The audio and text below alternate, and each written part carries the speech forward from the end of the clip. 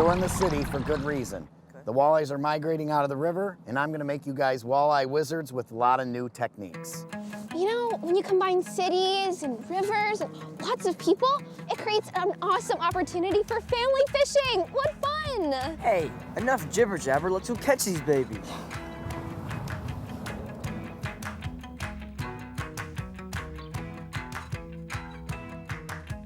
You see how I'm jerking the rod up and down a little bit? That's called jigging. You know, this experience is a little bit different from yesterday because I have a more intimate feeling with the fish. I don't have planer boards and I'm not really trolling, so it's a different technique to try out. Wow, you got an awful lot of wiggles on the sonar over there, Uncle John. What's on the screen? Well, obviously right here we've got some bait fish or maybe a big fish suspended. Because the rivers are so consolidated, there's just a ton of different species in here. That's why rivers are so much fun to fish. You know, fishing on a river is kind of like Christmas Day. Never know what you're gonna get. Hey, Jack. Yeah? Why don't we keep track of all of the species we catch out here today? Okay. Then maybe afterward we can do some research on this river's ecosystem. All right.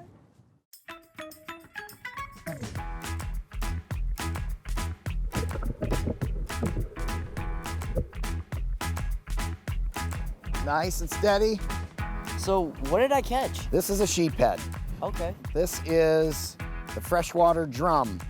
It is not the prize of a walleye fisherman, but it makes for a lot of fun. That's not a bad name. No, it's not. Bye, sheephead. Bye. As you guys have seen, jigging takes a little finesse.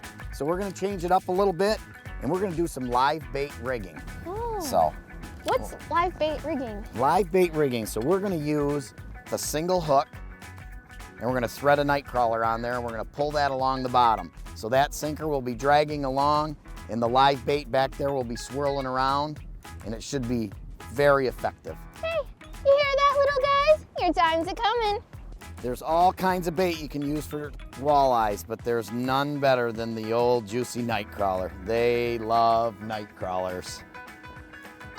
Clearly, all of these people fishing don't understand that this is our secret spot. Oh, look it, it's another sheephead. It is. Hey, look, Jack, I finally got one. Ooh. You know, we're catching so many of these. I wonder if we classify as sheephead herders. Is it my imagination, or did we get more bites by those bridges? Always by the bridges. The bridges stop the current.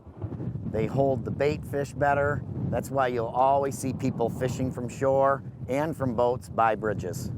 They attract a lot of fish then. They do, there's no doubt. Oh, I'm gonna need help here. Nah, you don't need help. You can do it. You can do Come on. it.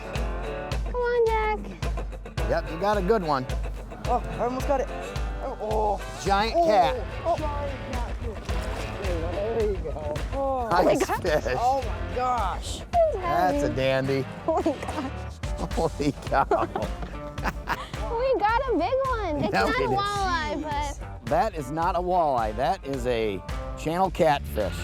This fish is a bottom feeder, and it actually cleans up the lakes and rivers. you can tell that he's a cat because he's got kitty whiskers. This is about a 7-pound cat. You're a And- Wow. big guy. He is plump. All right, little guy, let's put you back. You know, releasing this catfish really got us thinking. What would happen to this ecosystem if we harvested as many fish as we wanted? We could really upset the balance of the ecosystem and decrease our fish populations drastically. But by following rules and regulations, we're able to sustainably harvest our fish and protect the health of the environment. That's a win-win. Way cool.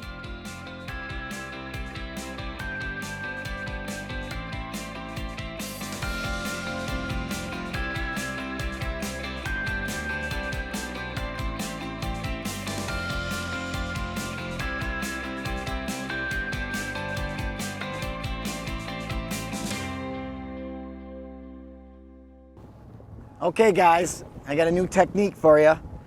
In different bodies of water, you've got to do some different things. So what we're doing now is we're pulling lead core, and with this lead core line, there's a nylon line here, and it has lead in it, and it gets to the bottom quick, and it's very effective in river fishing. So this should produce some fish. All right, fish on. Oh, there's one? Right there, gentlemen. Get him. Keep your rod out to the side.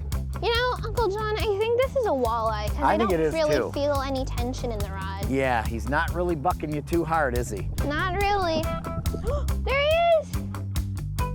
Nice one. Wow. Awesome. Look at that. Beauty. And the white tip tail. Yeah. Oh, it looks like his fin is a little bit. He was spawning in the river here, probably.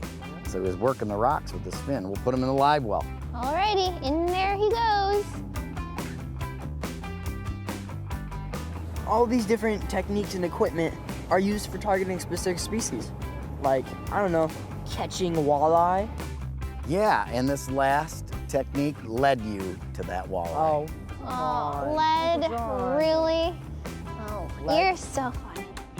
After celebrating our first catch of the day and wrangling in a few more walleye, we are eager to head home and share some nutritious fish with Grandpa. Okay, so Gramps wanted a fillet. I think that's French for a good cut of meat. I don't know. Okay, here we go. So we're going right behind the gill plate there. Then I'm gonna go right down this side of the spine. Then I'm gonna slide the knife on the top of the spine all the way through. Fillet him right along the rib cage. And that is a fillet. Wow. And then you can skin that fillet and take the skin off of it, or you can leave the skin on it and clean it, and you can grill it just like that. Grandpa's gonna be so excited when he gets these. Thanks for everything, Uncle John. Thank you. You are welcome. Here you go. Hopefully you enjoy it. Let's take these home to Grandpa so he can feast, feast, feast. Oh, look at how cool they look. Oh, wow. To be able to bring some fresh fish home to my grandpa is an awesome feeling because you just get this sense of accomplishment, and it also ensures that everything was natural and that it was very fresh. I learned a lot of stuff about Uncle John. He's nice, he's fun, and most of all, he's got really good fishing skills that I never knew he had. When I reeled in my first fish, oh my goodness, it's like my heart just jumped to my brain. It was just having a party up there because I could not believe that I actually caught a fish. The thing that's probably changed me the most is just spending some quality time with my family. I just know that if I spend more time with my family, then I can get closer, and then when times get tough, they'll be there for me. I had an amazing time. Not only did I learn a lot, but I developed a really good bond. I hope that your fishing experiences will be just as fun, if not even more exciting, although I don't know how that's possible, as the one that I got to have with you.